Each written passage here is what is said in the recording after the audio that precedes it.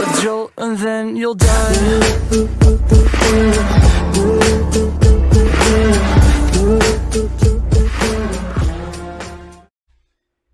What's going on YouTube? CHE Arctic Wolf here with an actual video, not a live stream this time, because I know it's been a while since I actually uploaded a normal video, so there's a couple things I'm going to touch base with that I wasn't going to touch base within the stream, because, you know, I wanted to leave that for that and do regular videos for updates and stuff like that. So a couple things I do want to go over. I know a bunch of you have already been doing it. You've been catching the legendary Pokemon, but for the people who don't know, this video will cover that along with plans for the new season and stuff like that. So just gonna hop right into it. As you can see in my inventory, I have the 3 orbs that you can get. These orbs are obtained from the Pokeballs that will spawn as you walk around the map. Now, I do have to stress this because I see a lot of times, in order for the manual spawning to occur, you need to be walking normally on the ground or running normally on the ground. If you're running while jumping, it's going to negatively affect you because it's not going to count them as steps. So you cannot be running and jumping, you know, trying to get Pokemon, or it will take a lot longer for you to get those steps. Another thing that was added, the incense item. It's just like how it was in Pokemon Go. You get extra bonus spawns. So what this item will do is it will double the speed in which you get Pokemon to spawn. So basically it would be as if every 50 steps you're gaining an extra Pokemon. So that's one of the new bonuses, but as I said, so we'll jump right into the orb. So as I was saying, as you walk, you will get these orbs. The Flame Orb, the Ice Orb, and the Lightning Orb. So once you get these 3 items, as it says, place it in your offhand to activate. So when you place it in your offhand, and then you go and catch Pokemon, it'll register each successful catch as a point towards the total amount of Pokemon that you need to catch for the orb. Each orb is 150 Pokemon. It's not any Pokemon in particular, just 150 Pokemon. So we'll go down, and as we'll walk, you'll see I've already caught a couple offhand, so we'll just walk, and then we'll get one to spawn. Right now I have the incense active, so it's activating it, so you'll just catch it like normal. You know, that one didn't catch. So let's move over out of the grass. And that's just another thing I've noticed with some people too, is they've been saying that they can't hit the wild Pokemon because they're too low in the grass. I will be working on updating all the Pokemon's hitboxes for the tamed and the wild, so it's more fluent and looks proper. So we're just gonna, like I said, we're just gonna walk. We're gonna go through. So we got one to spawn. So it's a Machoke. So I caught it. Now I've caught others. That's why it's not shown in my hotbar there. But what happens is, as you have this in, that's what tallies it up. So when I take it out of my hotbar and put it back down here, and I go to click it, it'll now tell me how many I've caught while that is active. You will only get the points registered to the score while that orb's in your offhand. If it's not in your offhand, they won't count. So you need to make sure you leave that there while you're catching the Pokemon. And as it says, not enough of a charge detected. So once you get the 150 successful catches while the orb is in your offhand, it will then convert into the charged version of it. Once you get the charged version of it is then when you could take it to the respective shrine to activate it and summon the legendary Pokemon. Now, one key thing to keep in mind is when you summon these, if anybody else is in the area while you're trying to summon it and they're close enough to it, they could wind up getting the Pokemon. So you'll want to come up to the shrine, and then you'll activate the shrine with the charged version of it. Then the legendary Pokemon for that shrine will be summoned, and you will have the opportunity to catch it. So once you catch it, the charged version of that orb will be removed from your inventory. And that's how that will go about. But then if you don't wind up catching it, you'll still have the orb, and you'll be able to re-interact with the shrine every 10 minutes. So every 10 minutes, you'll be able to the shrine will be able to be reactivated to attempt to catch a Pokemon again. So keep that in mind. So anytime you're in here, make sure nobody else is around, so that way you can catch a Pokemon. There has been a couple things implemented with Zapdos on the realms itself regarding keeping people out. Same thing, we're going to work on it with Articuno and Moltres as well, setting up things to make it so people can. But in the meantime, just make sure there's nobody else around you, because if somebody else winds up coming up and they get in the area when you're catching it and the catch is successful, they very well might wind up with the Pokemon and you'll lose your orb. So keep that in mind. Keep that in the back of your mind. Make sure nobody else is around. And one of the other things that I'm sure a lot of you don't utilize are the other HMs besides the Fly. There is the Flash HM that'll help you see in the caves. That's one of the big ones. For those, who have devices that can't produce enough light, the Fly HM will help you out in that case. Another one is the Lapras the Surf HM that summons the rideable Lapras. It's not just for traveling across the water. It also registers your steps for you when you're on the Lapras and gives you water Pokemon to spawn. So for those of you that are trying to get the Squirtle and stuff like that, that don't have it, ride the Lapras in the water. It'll trigger it and summon the Pokemon for you.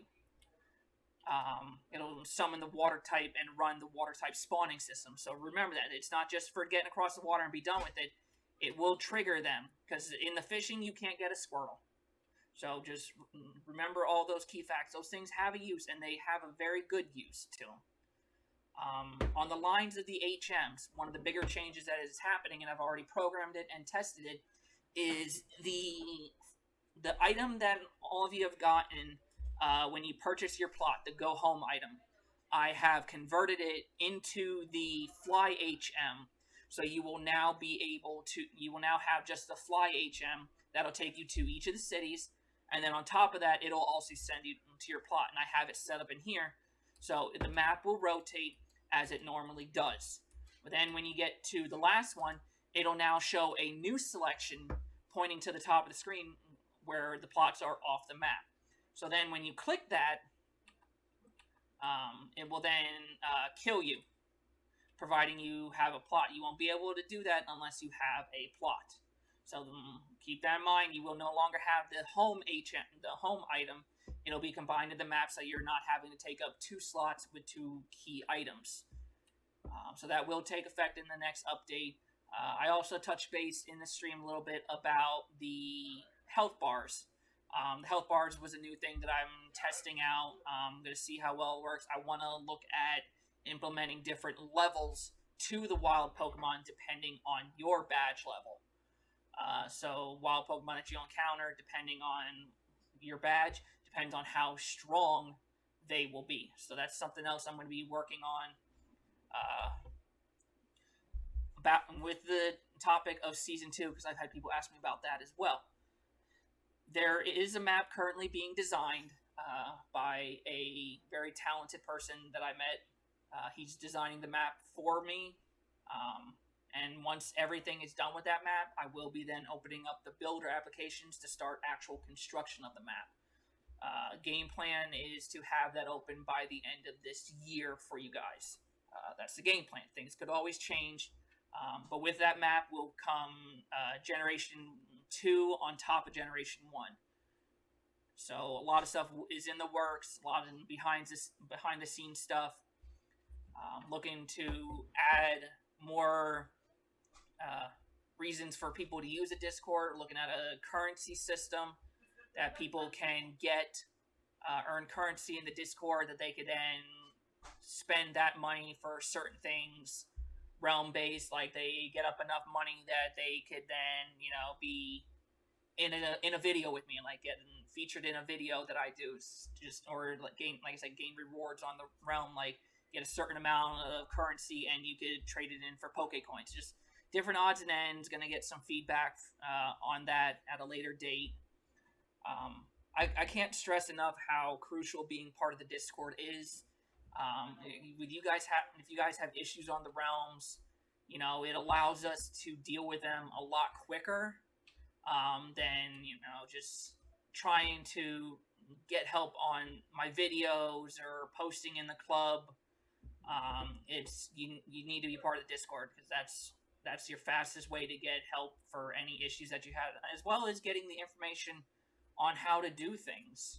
It's the same thing with my channel here. It's gives you guys a lot of information that you can go off of to know what to do, how things work. So it's, like I said, I can't stress enough how important that is. like I said, it's the best way to reach out to, like I said, my team, myself, with anything that we can get it addressed. It will get addressed a lot faster through the Discord than any other place.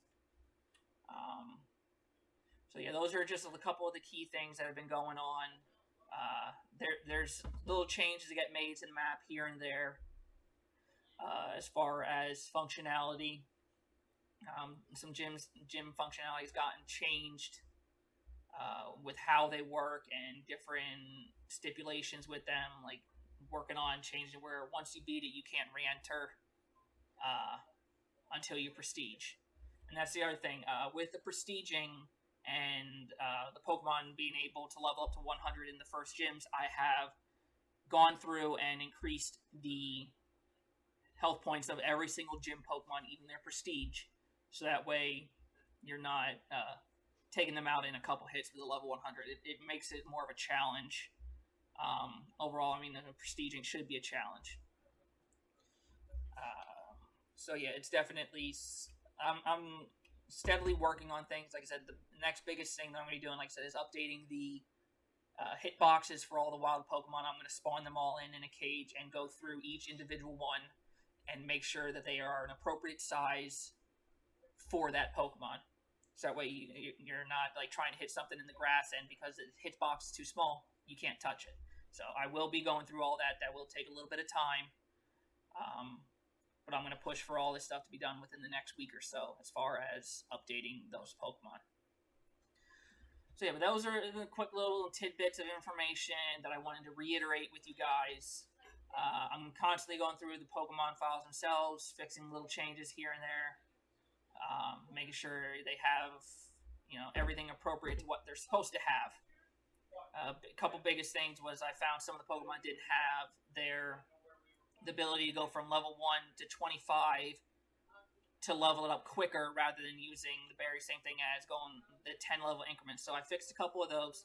I found a couple more Pokemon that didn't have the evolve boost, where they'd be level 1, you could use a 25 on them and take it to the evolve form at 25. So I've been going through doing different things along that aspect, making sure they're all cohesive with that. Been working on the Gen 2 models, trying to get them done. So it's just steady progress. It's getting there. So definitely keep an eye out for those. I'll try to make sure I stay on top of regular videos and my streams, try to balance them out. So there's a good amount of each of those for you guys. I hope to see more people join in the streams with me. I'm going to be talking with Dacon about starting up our rival thing again. We both kind of got busy with things, so we're going to see about getting that back up pretty soon. But I think that's going to be it. Short little video. So that's good. I'll talk to you guys later. Peace.